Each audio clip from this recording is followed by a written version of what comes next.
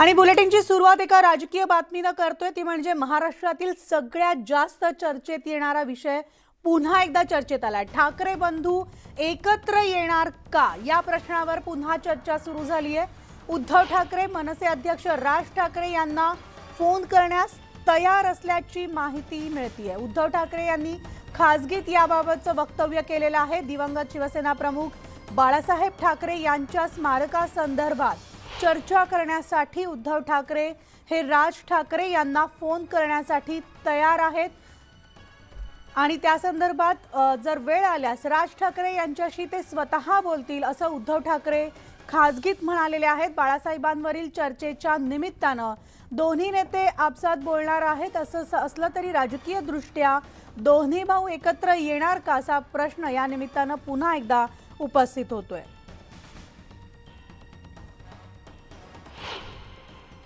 मी मागे असं म्हणालेलो आहे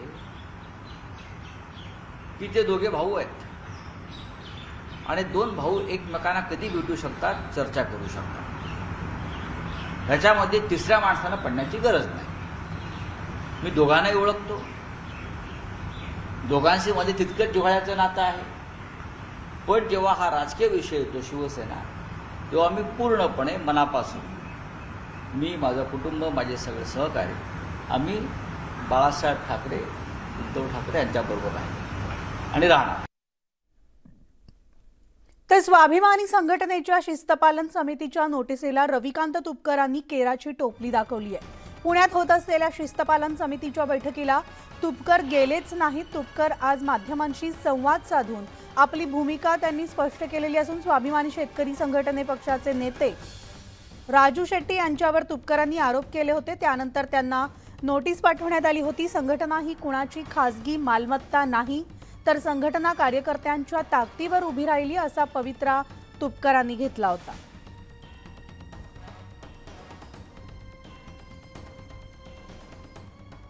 माझं म्हणणं असं आहे की वारंवार ते मी मांडलेलंच आहे। मी वारंवार माझं म्हणणं अनेक वेळा मांडलेलं आहे। आता वारंवार किती वेळा तेच मांडायचं। संघटनेच्या माध्यमातूनच चळवळीचं काम मी करणार आहे आणि ते मी करत राहणार आहे। माझ्या दृष्टीने शेती आणि शेतकऱ्यांचे प्रश्न महत्त्वाचे आहेत। त्यांचे जे आक्षेप आहेत म्हणजे माध्यमातून प्रसारित झालेली त्यांचे जे आक्षेप किंवा त्यांचं असं म्हणणं आहे की वैयक्तिक या शिस्तपालन समितीच्या पदाधिकाऱ्यांच्याबरोबर माझं दूरध्वनीवरून बोलणं झालंय। ते बोलणं काय झालेलं आहे या सगळ्याची दखल ह्या बैठकीमध्ये घेतली जाईल। आता जवळपास सगळे पदाधिकारी हळूहळू येत आहेत बैठकीमध्ये। कुणाबरोबर त्यांची काय चर्चा झाली हेही ते मांडतील आणि त्याच्यानंतर मग आम्ही निर्णय घेऊ काय घ्यायचा तो। आता माझ्याबद्दलच तक्रार आहे असं कोण येईल का? मला तुमच्या विरोधात माझी तक्रार आहे असं कोण म्हणाल का? या उलट माझी अशी भूमिका होती की त्यांनी शिस्तपालन समिती समोर यावं आणि समजा माझ्याबद्दलच काही आक्षेप असतील आणि माझ्या समोर कशी तक्रार करायची असं तर त्यांना वाटत असेल तर शिस्तपालन समितीला तसं जर कळवलं असतं तर शिस्तपालन समिती मला काही काळापुरतं बैठकीतून बाजूला व्हायला सांगू शकते। तेवढे अधिकार शिस्तपालन समितीला आहे आणि मग मोकळेपणानं चर्चा झाली असते। आणि यानंतर आता बातमी आणखी एका कोविड घोटाळ्यासंदर्भातली। या घोटाळ्याचा आरोप भाजप आमदार किरीट सोमय्या यांनी केलाय। 100 कोटींचा मुलुंड कोविड हॉस्पिटल घोटाळ्याचा आरोप त्यांनी केलेला असून या कोविड सेंटरचं कंत्राट देताना घोटाळा झाल्याचा आरोप सोमय्या यांनी केलाय। या प्रकरणाची चौकशी करण्याची मागणी किरीट सोमय्या यांनी केली। मुंबई महापालिका उद्धव ठाकरे सेनेचा 100 कोटीचा मुलुंड कोविड सेंटर घोटाळा। 10 कोटी 94 लाख मध्ये सेंटर बांधलं आणि त्याचं दर महिने 3 कोटी 59 लाख 78,389 प्रमाणे 25 महिने 100 कोटी रुपये भाडं हे ऑप्स मॅनेजमेंट कन्सल्टन्सी कंपनीला देण्यात आलं। अशा प्रकाराने मुंबईत 15 ठिकाणी कोविड सेंटर, 700 कोटीचा घोटाळा। आयकर, ईडी, मुंबई पोलीस, महापालिका, कंपनी मंत्रालय चौकशी तर होणार। तर मुंबईतले टोल नाके बंद करावेत अशी मागणी आदित्य ठाकरे यांनी केली होती आणि त्यांच्या या मागणीवर मनसेचे नेते अमेय खोपकरांनी ट्विट करून टोला लगावलाय. आम्ही फक्त बोलत नाही तर करून दाखवतो आणि तसं करून दाखवण्याची हिंमत दाखवा असा टोला त्यांनी लगावलाय. नेमकं काय ट्विट केलंय ते पाहूयात. राजसाहेब ठाकरे यांच्या नेतृत्वाखाली राज्यभरात आंदोलन झाल्यानंतर 65 टोलनाके बंद झाले. आम्ही बोलत नाही करून दाखवतो. उद्धव ठाकरे स्वतः मुख्यमंत्री असताना टोलनाके बंद करायचं का नाही हे सुचलं. धमक नाही तर फुकाची आश्वासनं द्यायची कशाला. तर असल्या टोलवाटोलवीला लोक कंटाळली आहेत. तेव्हा नुसतं बोलू नका, आमच्यासारखी करून दाखवण्याची हिंमत ठेवा. हे ट्विट केलंय मनसे नेते अमेय खोपकर यांनी.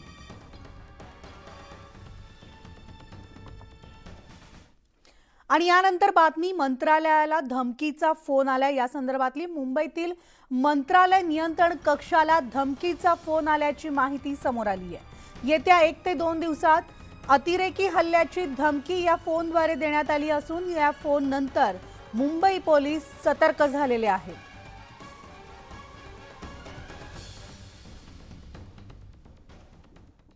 आणि आता बातमी कोकणवासियांसाठी, कारण पंतप्रधानांच्या हस्ते देशातल्या 508 रेल्वे स्थानकांच्या पुनर्विकासाचा पायाभरणी समारंभ हा नुकताच पार पडला. आणि याच पार्श्वभूमीवर आज मुख्यमंत्री एकनाथ शिंदे यांच्या हस्ते कोकण रेल्वेच्या 12 रेल्वे स्थानकांच्या सुशोभीकरणाच्या कामाचं ऑनलाईन भूमिपूजन पार पडणार आहे. उपमुख्यमंत्री देवेंद्र फडणवीस, उपमुख्यमंत्री अजित पवार, केंद्रीय मंत्री नारायण राणे आणि सार्वजनिक बांधकाम मंत्री रवींद्र चव्हाण हे या कार्यक्रमासाठी ऑनलाईन उपस्थित राहणार आहेत. तर रायगड, रत्नागिरी आणि सिंधुदुर्ग जिल्ह्यातील कोकण रेल्वेच्या एकूण 12 रेल्वे स्थानकांच्या परिसराचा रस्ता काँक्रिटीकरण आणि सुशोभीकरण इत्यादी कामाचं भूमिपूजन होणार असून त्यासाठी कोकण रेल्वे आणि सार्वजनिक बांधकाम विभागात सामंजस्य करार करण्यात आला आहे.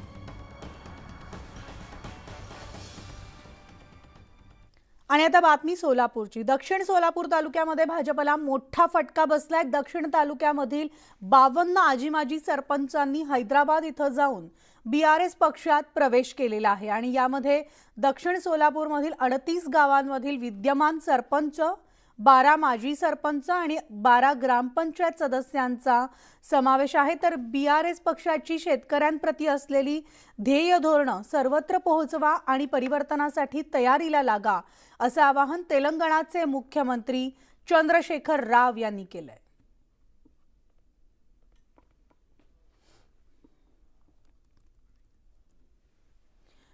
तर मोदी सरकार आज आपल्या दुसऱ्या कार्यकाळातील पहिल्या अविश्वास प्रस्तावाला सामोरे जाणार आहे. आजपासून या अविश्वास प्रस्तावावर संसदेमध्ये चर्चा होणार आहे. यावर 10 ऑगस्टला मोदी निवेदन देणार असल्याची माहिती असून लोकसभेत सरकारचं बहुमत असल्यानं हा ठराव संमत होणार नाही.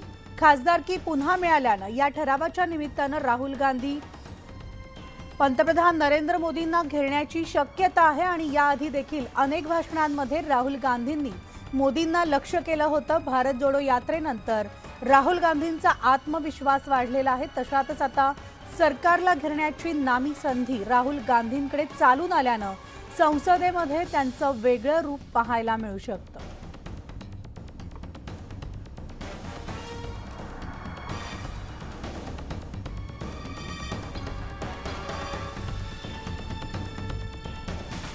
तर लोकसभेमध्ये सोमवारी आवाजी मतदानानं डिजिटल वैयक्तिक डेटा संरक्षण विधेयक मंजूर करण्यात आलं. आणि हे विधेयक देशातील 140 कोटी लोकांच्या डिजिटल वैयक्तिक डेटाच्या सुरक्षेशी संबंधित आहे.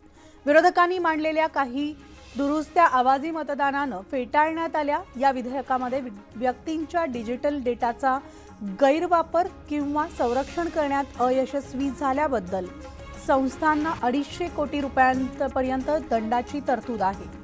सर्वोच्च न्यायालयानं गोपनीयतेचा अधिकार हा मूलभूत अधिकार घोषित केल्यानंतर 6 वर्षांनंतर आलेल्या या विधेयकात ऑनलाईन प्लॅटफॉर्मद्वारे व्यक्तींच्या डेटाचा गैरवापर रोखण्यासंबंधी अनेक तरतुदी आहेत.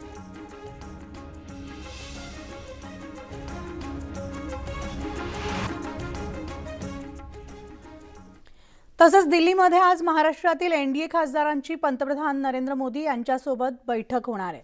या बैठकीला भाजप, शिवसेना, राष्ट्रवादी काँग्रेस आणि रिपाईचे खासदार उपस्थित राहणार आहेत. लोकसभा आणि राज्यसभा या दोन्ही सभागृहांमधील सदस्य बैठकीसाठी उपस्थित असतील. तर ही बैठक दिल्लीतील महाराष्ट्र सदनात संध्याकाळी पार पडणार आहे आणि या बैठकीसाठी पंतप्रधान नरेंद्र मोदी हे खासदारांना मार्गदर्शन करणार असून बैठकीच्या निमित्तानं लोकसभा निवडणुकीची तयारी एनडीएनं सुरू केल्याची चर्चा आहे. आनंदाचा एक सोहळा म्हणून आम्ही याच्याकडे बघतो की स्वतः देशाचे पंतप्रधान सर्व खासदारांसोबत एनडीएच्या सगळ्या मित्रपक्षांबरोबर भेटणार आहेत, चर्चा करणार आहेत. उद्या जी महाराष्ट्राची मीटिंग आहे, एनडीएची मीटिंग आहे, त्यामध्ये आदरणीय पंतप्रधान आणि त्याचबरोबर माननीय अमित शहा गृहमंत्री, माननीय नितीनजी गडकरी केंद्रीय मंत्री यांच्या समेत सर्व एनडीएचे खासदार उपस्थित राहणार आहेत. आणि आम्ही सगळ्या खासदारांसोबत जेव्हा चर्चा करत होतो तेव्हा सगळ्या खासदारांना अतिशय आनंद झाला की खूप चांगली ही एक मीटिंग होते आहे आणि एनडीएचं गेल्या सातत्याने 25 वर्षापासूनचं हे गठबंधन आहे. यामुळे एक चांगली भूमिका घेऊन देशाच्या विकासामध्ये एनडीएची नेहमी चांगली साथ लाभली आहे. महाराष्ट्र आणि गोव्यातील एनडीए खासदारांची आज बैठक होणार आहे. मी सध्या महाराष्ट्र सदनात आहे. महाराष्ट्र सदनाला अशा पद्धतीने सजवण्यात आलेलं आहे. महाराष्ट्रामध्ये ज्या पद्धतीने विविध प्रकारचे प्रकल्प पंतप्रधान नरेंद्र मोदींच्या हस्ते लोकार्पित करण्यात आले त्याचे अनेक होर्डिंग इथे लावण्यात आलेले आहे. वंदे मातरम एक्सप्रेस असो किंवा मग 220 करोडचं कोरोनाचं लसीकरण असो, अशा पद्धतीने आणि जगभरात पंतप्रधान नरेंद्र मोदींना कसं बघितलं जातं या संदर्भातले अनेक महत्त्वाचे होर्डिंग इथे लावण्यात आलेले आहे. महाराष्ट्र संदर्भातले अनेक महत्त्वाच्या प्रकल्पांचा उल्लेख इथे करण्यात आलेला आहे. महत्त्वाचं म्हणजे जर बघितलं आजच्या बैठकीमध्ये एनडीएचे सर्व खासदार असणार आहे, ज्यामध्ये शिवसेनेचे खासदार असतील, भारतीय जनता पक्षाचे खासदार असतील, सोबतच राष्ट्रवादी काँग्रेस पक्षाचे खासदार असतील, त्यासोबत रिपाईचे खासदार असतील. अतिशय महत्त्वाचं म्हणजे नवनीत राणा ज्या अपक्ष खासदार आहेत त्यांना देखील आजच्या बैठकीचं निमंत्रण देण्यात आलेलं आहे. साधारणतः सायंकाळी 6 वाजता सर्व खासदारांना इथे आमंत्रित करण्यात आलं आहे. सायंकाळी 7 वाजता बैठकीला सुरुवात आहे अशा प्रकारची माहिती आहे. या बैठकीला पंतप्रधान नरेंद्र मोदी हे संबोधित करतील आणि संबोधित केल्यानंतर कशा पद्धतीने लोकसभेची रणनीती आहे हे सगळं सांगण्याचा प्रयत्न होईल. आणि ज्या पद्धतीनं जवळपास 11 क्लस्टरमध्ये या बैठका आयोजित करण्यात आल्या. यापूर्वी अनेक महत्त्वाच्या बैठकी महाराष्ट्र सदनामध्ये झाल्या. ही महाराष्ट्रातली 4थी बैठक आहे. या चौथी बैठकीच्या पूर्वी जर बघितलं आपण तर इथे साधारणतः काही बैठकी ह्या गरवी गुजरात हे गुजरात भवनात इथे झालेल्या होत्या, काही पार्लमेंटरी एनेक्सीमध्ये झालेल्या होत्या. पण आता ह्या अत्यंत महत्त्वाच्या बैठकी इथे होत आहे आणि या बैठकीतून एनडीएने लोकसभेची तयारी सुरू केली असंच म्हणावं लागेल. नवी दिल्लीहून व्हिडिओ जर्नलिस्ट प्रल्हाद सिंगसह प्रशांत नामदास, न्यूज 18 लोकमत. आणि ब्रेकनंतर पुन्हा एकदा आपलं स्वागत. आणि आत्ताच एक ब्रेकिंग बातमी येते ती म्हणजे भाजपच्या बैठकीमध्ये मोदींची विरोधकांवर जोरदार टीका झालेली असून पंतप्रधान म्हणाले की विरोधकांच्या मनात सेमीफायनल आहे आणि काल सेमीफायनल झाली त्याचा निकाल सगळ्यांसमोर असल्याचं मोदींनी म्हटलेलं आहे. अविश्वास प्रस्तावावर पंतप्रधान म्हणालेले असे आहेत की हे काम आम्ही त्यांना 2018 मध्येच दिलेलं होतं. आपापसात अविश्वास आहे. विरोधी पक्षांमधील परस्पर चाचणीच्या संदर्भात अविश्वास प्रस्ताव आणला गेलेला आहे. भाजपच्या बैठकीमध्ये मोदींनी विरोधकांवर टीकास्त्र डागलेलं असून विरोधकांची इंडिया नव्हे घमंडी आघाडी असल्याचं सुद्धा त्यांनी म्हटलेलं आहे. आपण सविस्तर अपडेट जाणून घेणार आहोत. आमचे प्रतिनिधी प्रशांत लीला रामदास आपल्यासोबत आहेत. प्रशांत, आपण पाहतोय भाजपच्या या बैठकीमध्ये पंतप्रधानांनी विरोधकांवर चांगलीच टीका केलेली आहे. काय सविस्तर अपडेट्स? बरोबर. पंतप्रधान नरेंद्र मोदींनी आज भारतीय जनता पक्षाच्या संसदीय दलाची बैठक आयोजित करण्यात आली. संसदीय दलाच्या बैठकीला मार्गदर्शन करताना त्यांनी जोरदार टीकास्त्र इंडिया आघाडीवर टाकलेला आहे. त्यांनी म्हटलंय की विरोधकांच्या मनात जी सेमीफायनल होती गेल्या काही दिवसापासून त्या सेमीफायनलमध्ये कालचा निकाल सर्वांसमोर आहे. काल आम्ही खास करून दिल्ली विधेयकाच्या संदर्भात जेही चर्चा झाल्या दोन्ही सभागृहांमध्ये त्यामध्ये निश्चितपणे आम्ही जशी पडळणी प्रकरण दिलेली आहे त्यानंतर सोबत त्यांनी हे स्पष्ट केलंय. ही सूत्रांची माहिती आहे. त्यांनी म्हटलंय की पंतप्रधानांनी 2018 मध्येच आम्ही या इंडिया आघाडीला काम दिलेलं आहे आणि ज्या सगळ्या इंडिया आघाडीमध्ये आपापसामध्ये अविश्वास आहे, सोबतच विरोधी पक्षामध्ये परस्पर साथीच्या संदर्भातला हा अविश्वास प्रस्ताव आहे आज जो लोकसभेत येणार आहे असे त्यांनी म्हटलेलं आहे. पंतप्रधानांनी इंडिया आघाडी जी आहे त्याला अहंकारी युती असं संबोधलेलं आहे आणि सोबत त्यांनी म्हटलं आहे की आजच्या प्रवासादरम्यान बोलताना शेवटच्या चेंडूवर षटकार मारावे अशा सर्व खासदारांची इच्छा आहे असे त्यांनी म्हटलेलं आहे. त्यामुळे आजची जी चर्चा असेल आगामी 2 दिवस साधारणतः आज आणि उद्या 2 दिवस या संदर्भात चर्चा करणार आहे आणि त्यावरती पंतप्रधान नरेंद्र मोदी निश्चित जेव्हा अविश्वास प्रस्तावावर उत्तर देतील त्यावेळेस पंतप्रधान कशा पद्धतीने सर्व विरोधकांना चारी मुंड्या चित करतात ते पाहणं अतिशय महत्वाचं असणार आहे. निश्चितच धन्यवाद प्रशांत या सविस्तर माहितीसाठी. आणि या बातमीसह बुलेटिनमध्ये आत्ता वेळ झाली इथेच थांबण्याची. ताज्या घडामोडींसाठी तुम्ही पाहत राहा न्यूज 18 लोकमत. त्याचबरोबर आमचं यूट्यूब, फेसबुक आणि ट्विटरला तुम्ही फॉलो करायला आणि सबस्क्राईब करायला विसरू नका. तुमच्या राहिलेल्या बातम्या या आमच्या सोशल मीडियावर तुम्हाला पाहता येतील.